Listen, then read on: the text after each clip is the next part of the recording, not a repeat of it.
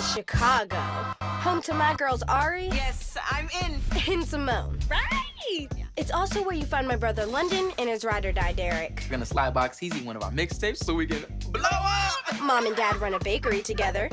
Hey. And this is Paris. That's me. We'll be famous.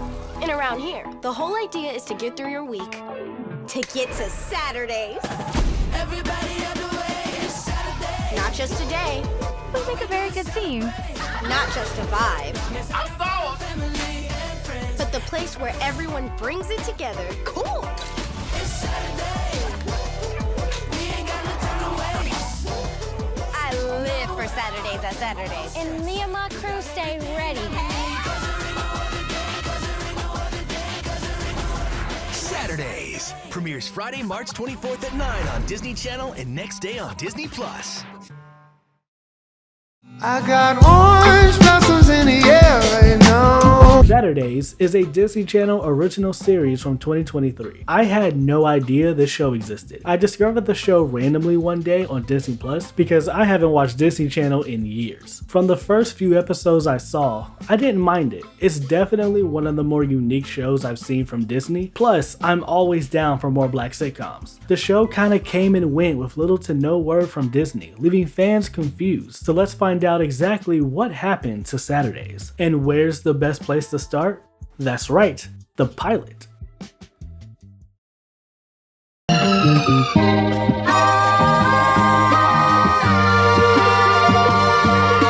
The episode starts with our lead, Paris Johnson, introducing us to her friends, Ari and Simone. Together, they make up the Weeby Girls skate crew at Saturdays. During her introduction, she gets interrupted by somebody claiming that Beyonce is coming. Beyonce is coming. Beyonce? Next, we have the theme song, and I'm not gonna lie, it's fire. Like deadass, it's become one of my new favorite theme songs. It's definitely top 5. Yes, I got fun, family and friends. I got everything that I need. Everybody on the way, it's Saturday. Back to the show, they rush to the owner, Duchess, to confirm the rumor. Turns out Beyonce is not coming to Saturdays, but another artist named Box Heezy. The hottest rapper in the game right now with the box on his head.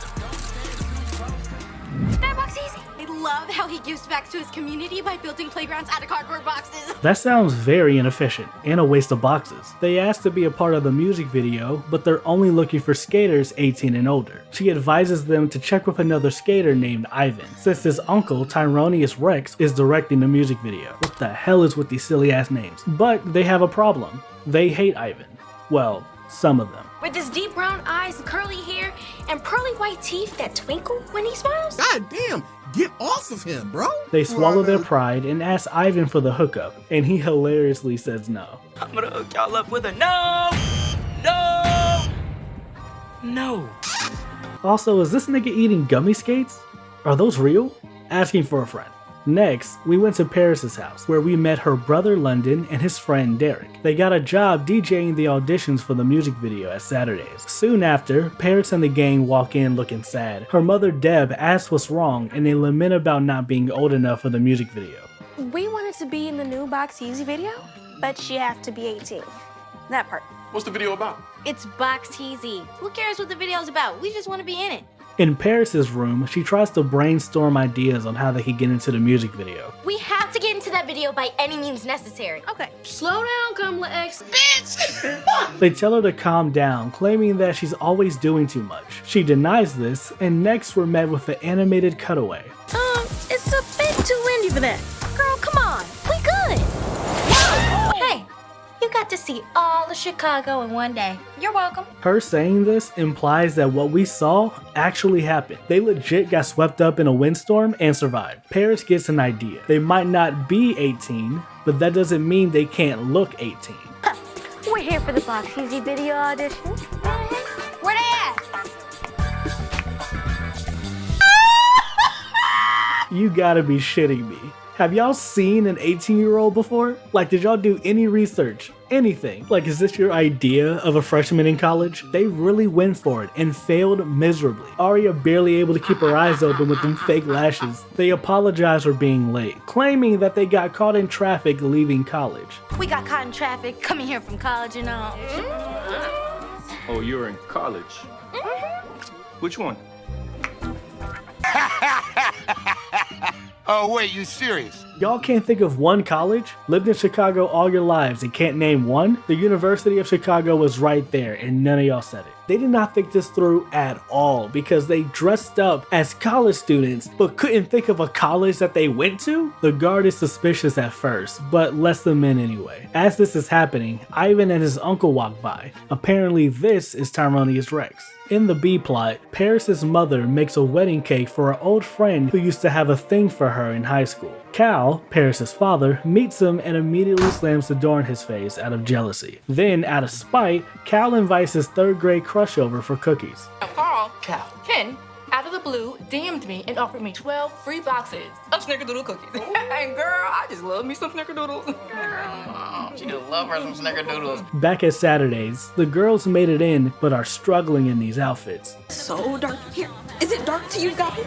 I can't tell if it's these lights or these skinny jeans cutting off my circulation. London walks by asking what they're even doing here. First, he tells her to go home, but Paris cuts a deal with him, saying if she can make it in the music video, she'll show Boxeasy his mixtape. We follow London and Derek to the DJing booth, and this random kid is there. After he shares some advice about their equipment, they convince themselves that this kid is actually Boxeasy. You're about to blow up!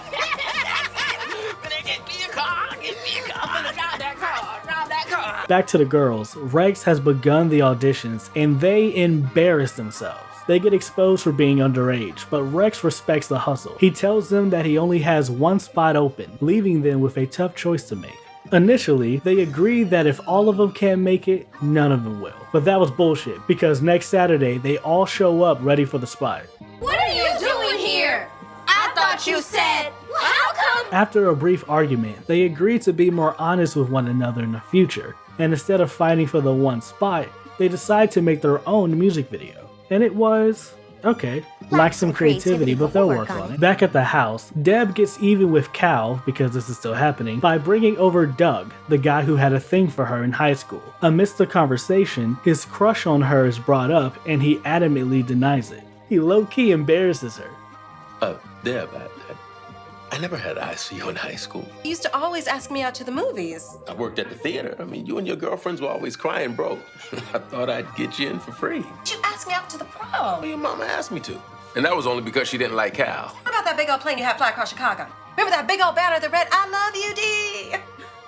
My mama's name is D. Niece. Are you embarrassed? This is really embarrassing. Moments later, there's a knock at the door, and it's Doug's fiance, who looks exactly like Deb.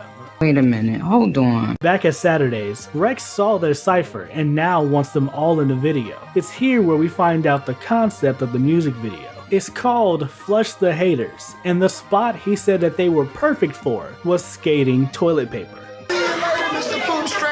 And the episode ends with the spotlight of a local skater showing off their skills. Also, it's revealed that the security guard was Boxeasy all along. I live for Saturdays. We'll be right back with Saturdays on Disney Channel. The place where everyone brings it together. We're back with Saturdays on Disney Channel. Another Saturday night that I ain't got nobody. And that was Saturdays, the pilot. Honestly, not bad. It was pretty cool. Paris and her crew were fun. I love the way Saturdays looks. This is one of my favorite hangouts on the whole channel. As a whole, the show was fine. Nothing great, but not at all bad. It has a cozy slice of life feel that I really appreciate. It's a nice family community type show that lets you vibe with them. I love a good grounded show. I don't always need niggas being wizards, time travelers, and spies and shit. Sometimes I just want a realistic show about a relatable somebody doing a thing. And that doesn't mean I don't like the other shows, even though I didn't rock with Casey Undercover like that, and y'all already know my feelings on Best Friends Whatever. That said, the show has its problems. The storylines were hit or miss, but when they hit, they were great. The pacing and flow can be a little weird, like some episodes it's about the golden competition, and others is about friends and family. But then, there are some episodes where they try to juggle both, and it can be kind of a lie. especially when it doesn't add anything to the story. Like the episode where she's beefing with Sonya's crew while practicing for the Golden Comp, while also having a back in my day kind of story in the B-plot. From now on, the Johnson family are strictly analog. What is that? That is a telephone. A landline. Alexander Graham Bell ring a bell? No. And to think we sent you to private school. Wow. Okay, let's just stop here. Trying to explain these two-way pagers might just kill them. What is that? I've kind of went him on that. I only knew what a pager was because of 90s sitcoms and Nick at Night reruns. Some of the benefits of watching a bunch of shows older than you. This show came out in 2023 and was aimed at a younger audience, maybe Gen Z or Alpha. I get how this could serve as an introduction to these pieces of tech, but did they really need to do this? I don't know, it just kind of felt like a waste of time because it didn't add anything to the episode. However, the bit about the ice, now that took me back. I completely forgot you can do this. Before ice makers, niggas just did it themselves. They talk about some pretty serious topics, like periods or chocolate time as they call it. London, there are 3 black women looking at you like you just tried to touch their hair. I'd put the brownie down if I were you. They also talked about self-worth, growing apart, and growing up. They don't mention it in the show besides putting it on a shirt, but Paris has sickle cell, and apparently it was supposed to be a core part of her character and the show, but I guess Disney wasn't feeling it. God forbid they have a black topic in a black show filled with black characters. I can't really speak on if it would have made the show better, but I do feel it could have given the show and Paris some depth and character. I'll talk more about her character later, but as far as the show, a lot of its issues could be tied to it being held back by the network. It could have made her desire to become a Golden more powerful. It could have made Saturday feel more like a safe space and a hangout. You know what I just realized? It's the show called Saturdays, which takes place on Saturdays inside Saturdays. I take it all back. This show is golden. It's basically like The Weekenders, but black. Speaking of golden, the skating was pretty underwhelming. The way it was portrayed is kind of funny. They would add a bunch of visual effects stuff that teeters the line on being ridiculously funny or very distracting. There's an episode where Paris wants to have a block party and this crazy lady makes them skate for it, so they have a skate battle. You want my signature boo-boo? You're gonna have to skate for it. Y'all see what I mean? Like, what? And this is sprinkled throughout the entire show. Also, is the point for you to knock your opponent to the ground? If so, why didn't y'all jump her from the start? Stump her ass out with some Beetle boots. Or whatever you call them. I actually don't know any skate brands. Hold on. Impalas.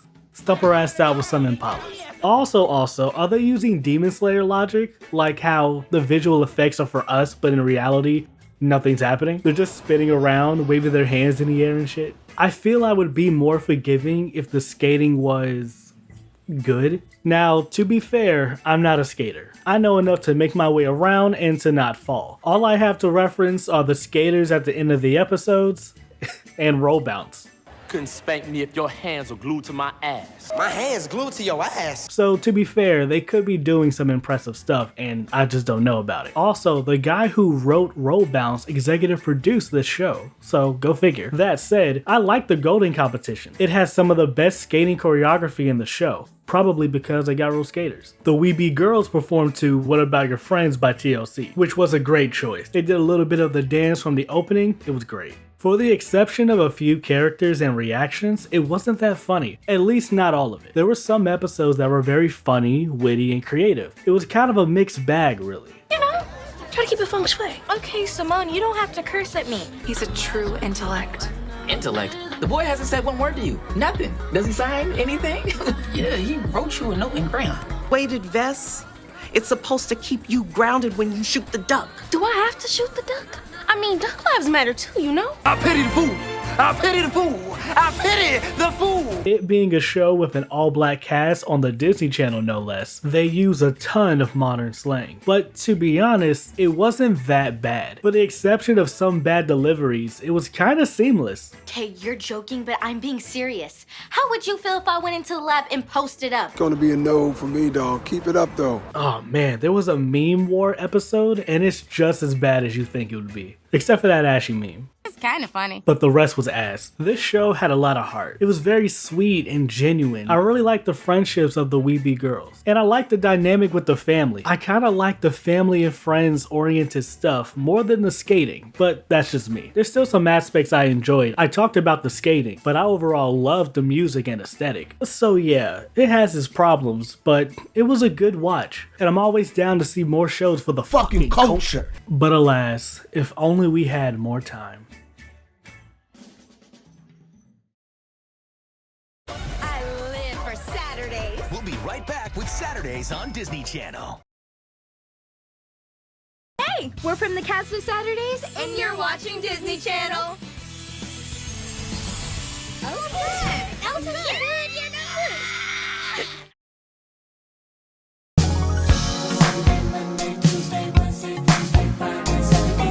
Paris Johnson, played by Danielle Jalaid. I like Paris. She's very confident and cool. In every episode, Paris talks directly to the audience, and it feels very genuine, which really sums up her performance and character. She isn't as funny or charismatic as some of the other Disney leads. She's more down to earth and relatable in that aspect. Now, that doesn't mean she don't have some funny moments. Guess she takes cash. Yeah, man.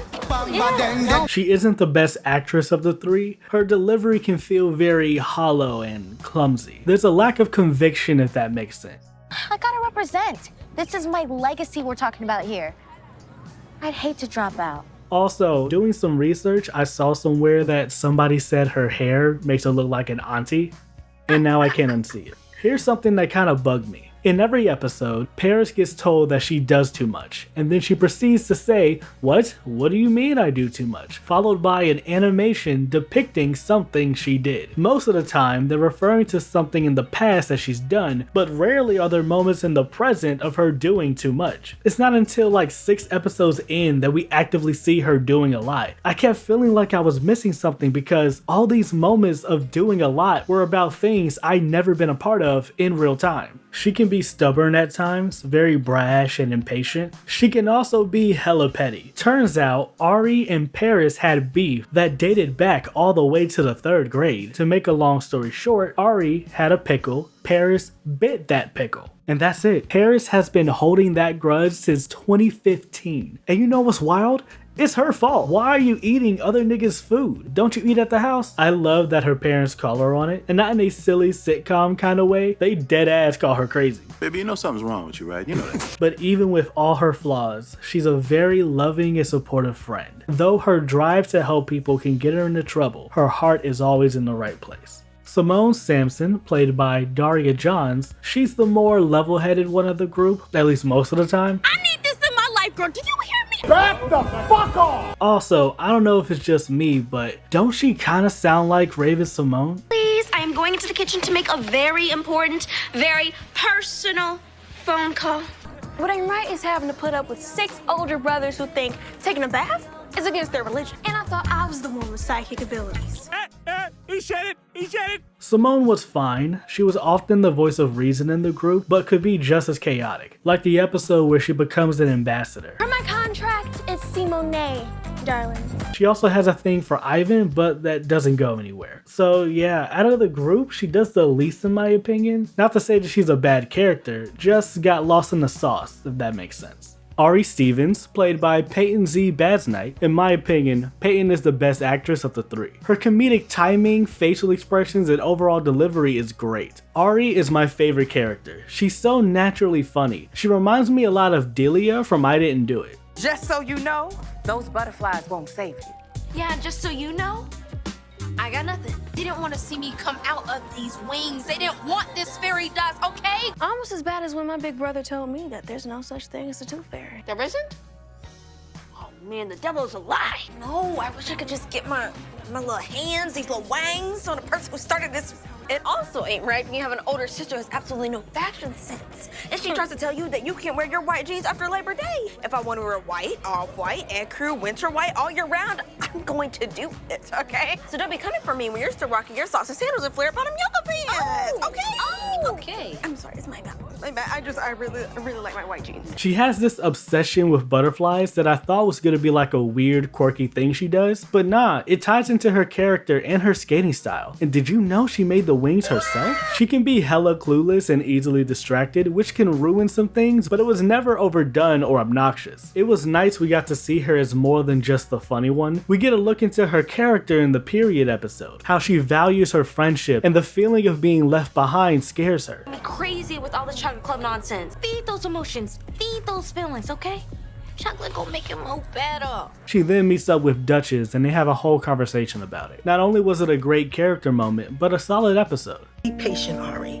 You have the rest of your life to be a woman, but only a moment to be a kid. She could be pretty selfless, like when Roxy returns. She stepped down from the group to avoid fracturing the relationship between Paris and Roxy. To keep it a buck, I don't like Roxy. The moment she gave Ari that magnet, I'm so glad they dragged her ass in the finale. But yeah, Ari was one of the best parts of the show for me. London Johnson, played by Jermaine Harris, homie has got the best high top fade since Gerald and Kid from Kid and Play. Suck my dick. Second to Peyton, Jermaine also might have my favorite performance. He was overall pretty entertaining. Hey, so do y'all know Cousin Junebug take layaway installment plans? London mostly does his own thing in the show. In the second episode, he and Paris start beefing because homie doesn't know personal space. But besides that, they don't have another episode like that. It's usually just him and Derek or his parents, but even then, he mostly plays the background. London and Derek were solid. They had pretty good chemistry together. They're both kinda goofy, but that doesn't interfere with their relationship. They're both supportive of each other. Like the episode where Derek's trying to ask out her crush, but she's only ever on the skate rink, and homie doesn't know how to skate. So London teaches him how to skate to get his girl. And when London catches feelings for Madison, Derek is the main one in his corner. However, there was an episode where London did him dirty. They get an opportunity to play one of their songs on the radio, but turns out Derek can't rap for shit.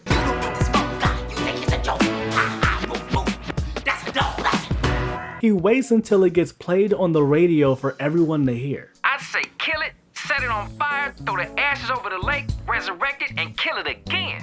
I hope they're cute, cause that music thing ain't gonna work out for them. Man, that was so bad I threw my hearing aid in the trash. You'd rather embarrass the homie than tell him the truth? What's wrong with him? London talks a big game, but can't always back it up. When he starts to develop feelings for his DJ partner Madison, at first he's hella childish, lashing out because Madison found another nigga attractive. But as the show progresses, he becomes more responsible and mature, and eventually tells her how he feels. It wasn't the best build-up, but I didn't mind it. Overall, he was a solid character.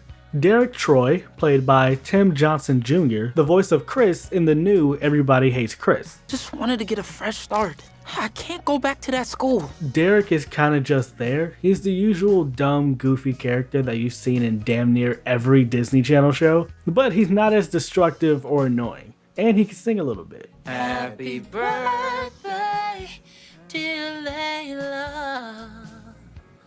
Happy birthday to you. I wish I had more to say about him. He had a handful of funny moments, but besides just being London's friend, he doesn't do much else. Cal Johnson, played by Omar Gooding, the GOAT, and Deb Johnson, played by Golden Brooks, the GOAT, play their parents. I'm not gonna lie, seeing Omar again legitimately put a smile on my face. I loved him in Smart Guy. Don't you know smoking can cause lung cancer, heart disease, and yellow teeth? Don't you know that grabbing on my jacket is bad for your health too? Think about it, homie. He reminds me a lot of the guy who plays Overton on Living Single. They're both just effortlessly funny and charismatic. Funnily enough, I was a few seasons into watching Girlfriends for the first time during this, so seeing Golden Brooks again was a pleasant surprise, even though I currently hate the show, which is a shame. I was having a great time till season 5. As far as Disney sitcom parents go, they were pretty good. They felt present in the show, like they never got in the way. They fit right in seamlessly. It was nice to see them progress their own story. Seeing them grow their business from working in their kitchen to buying their own spot was nice to see. They felt like a genuine married couple. They were also pretty funny in their own right. But you want us to hook up your friends with a job? A job? With us? Girl, you are funny. Cal, what in the rust bucket world is this? This my baby mama 2 times. Like a boom, boom, ba, ba, ba, and hit, and dip. One of my favorite bits in the show was where they thought that their new neighbors were the Jacksons. Them, right, Cal? Not those Jacksons, right? Nah, couldn't be. They did have a car in their driveway with a license plate that reads ABC 123.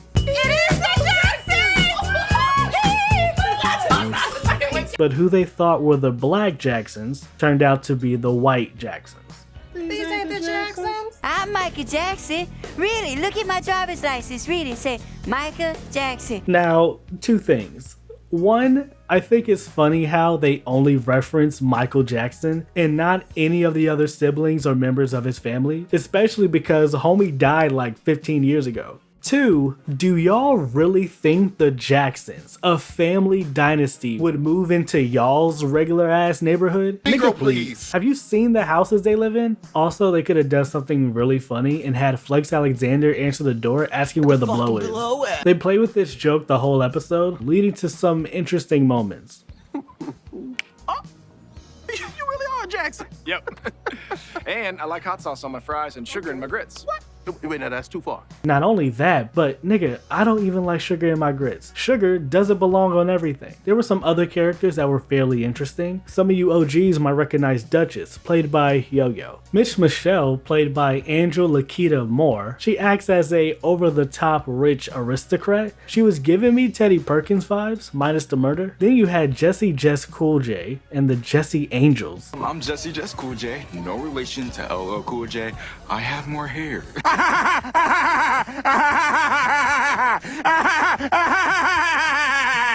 And Booker Baxter makes a cameo from Raven's home. And we're just so excited that you decided to spend some of your Chicago summer with us. So am I. You know, it was either this or fly to Prague with my dad and sister for a meteorologist convention. So thanks for saving me from that tropical depression. I live for Saturdays. We'll be right back with Saturdays on Disney Channel. The place where everyone brings it together. We're back with Saturdays on Disney Channel.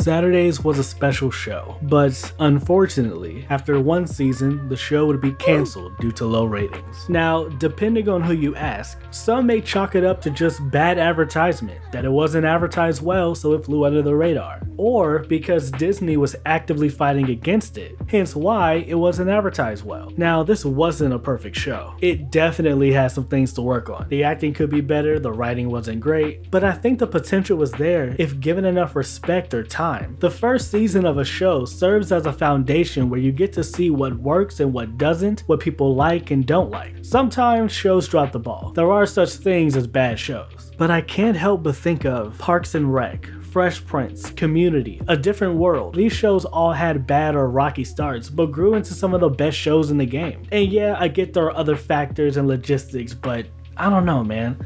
I feel like shows aren't allowed to grow anymore. But that's a different conversation. I think they were owed at least a second season. If we're giving shows like Best Friends Whenever, Dog with a Blog, fucking Girl Meets World another season, the bar can't be that high. Even though they gave us a happy ending, it was clear that the show had more to tell. I personally would love for this show to have a comeback season. If you haven't seen it, it's available on Disney Plus.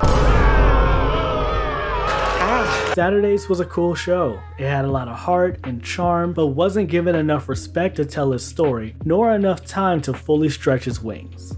But hey, you don't have to take my word for it.